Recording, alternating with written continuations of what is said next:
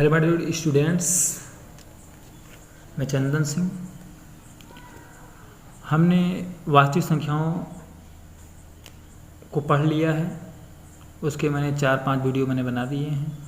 आज से हमारा नया टॉपिक स्टार्ट होने वाला है जिसका नाम है बहुपद, जिसे अंग्रेजी में हम पॉलिनोमियल्स बोलते हैं।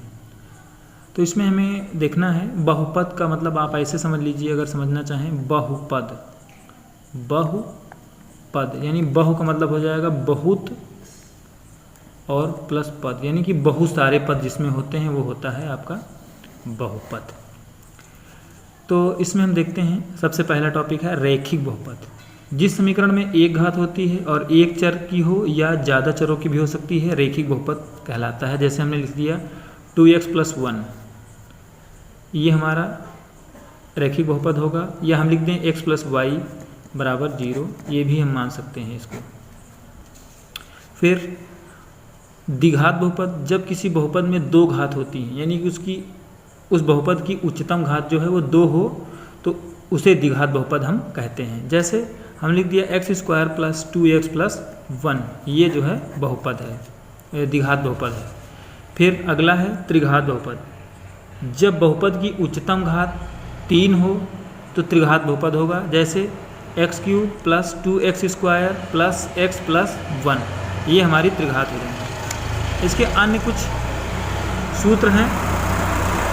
सूत्र नंबर 4 है, एक द्विघात बहुपद के अधिक से अधिक 2 शून्यांक हो सकते हैं तथा एक द्विघात बहुपद के अधिक से अधिक 3 शून्यांक हो सकते हैं। अर्थात हमारे कहने का तात्पर्य है कि जब उच्चतम घात पावर 2 है तो इसके 2 मान होंगे और इसकी उच्चतम घात 3 है तो इसके पावर 3 होंगे। जितनी x की पावर होगी उतने ही उसके मान होंगे।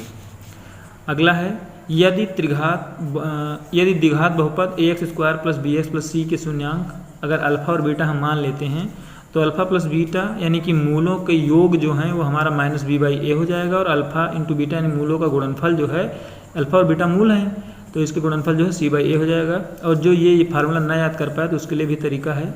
मूलों का योग यानी कि अल्फा प्लस बीटा बराबर हम क्या करेंगे कि x का गुणांक बटे y का गुणांक, x का गुणांक बटे x² का गुणांक।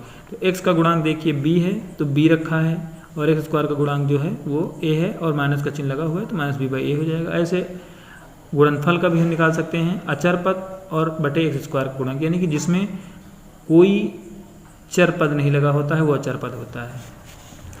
फिर अगला है हमारा, यदि अल्फा और बीटा गामा त्रिघात बहुपद ax³ + bx² + cx + d के शून्यांक हैं, तब alpha plus beta plus gamma = -b/a होगा। अल्फा बीटा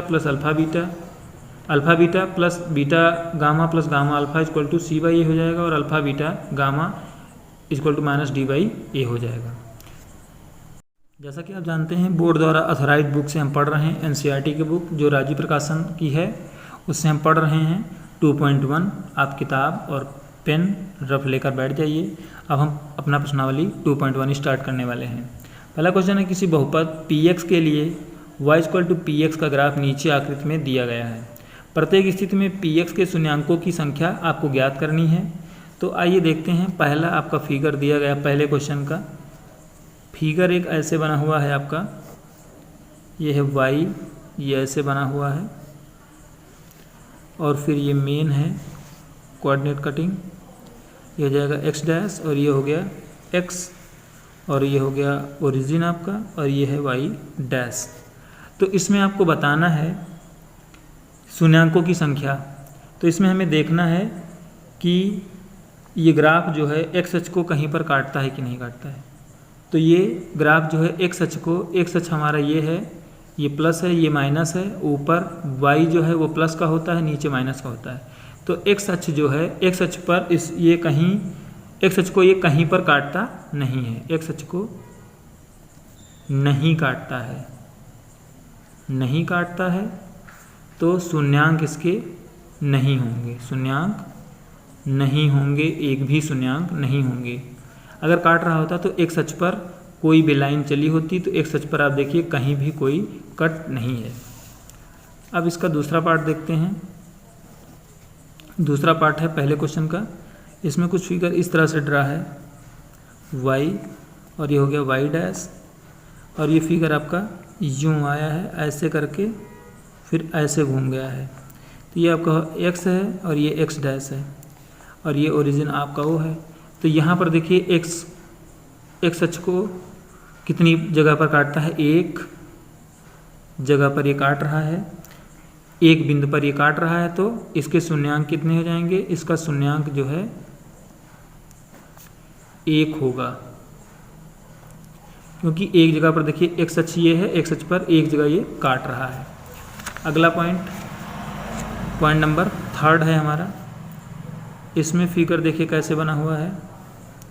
इसमें फिगर आपका ऐसे, फिर यूं, फिर ऐसे गया हुआ है। ये हो जाएगा x डैश, ये हो गया y, ये y डैश, ये सॉरी ये y डैश, ये y हो गया और ये x हो जाएगा और ये आपका ओरिजिन। तो x देखिए कितनी जगह पर काट रहा है, 1, 2 और 3। x जो है 3 जगह पर काट रहा है, तो इसके शून्यांक जो है आपके हो जाएंगे 3 शून्यांक होंगे, 3 शून्यांक 3 होगा। फिर 4 नंबर है, इसका फिगर है आपका y डैश, x डैश और ये ऐसा बना हुआ है, ओरिजिन है इसका वो। तो ये देखिए x अक्ष को 1 और 2 बिंदु पर काट रहा है, x अक्ष को 2 बिंदु पर काट रहा है, तो इसके शून्यांक आपके हो जाएंगे, इसका शून्यांक आपका 2 हो जाएगा, 2 होगा। लास्ट 5वां बता रहा हूँ, एक छोड़ देंगे हम आपके लिए जो आप करेंगे, और जब कोई दिक्कत होगी तो आप उस पूछेंगे। y और y डैश, x और x डैश। तो इसमें आपका ऐसे गया हुआ है और फिर ऐसे, फिर ये क्रॉस कर रहा है। यहाँ पर ओरिजिन आपका वो है। तो यहाँ पर आपको देखना है कितनी जगह पर क्रॉस कर रहा है, 1, 2, 3 और 4। ये x अक्ष को 4 जगह पर काट रहा है, तो इसका शून्यांक जो है आपका हो जाएगा, इसका शून्यांक 4 होगा। एक पार्ट इसका मैंने छोड़ दिया है जिसको आप करेंगे और जब कोई दिक्कत होगी तो बताएंगे, और अगला चैप्टर जो है हम कल बताएंगे।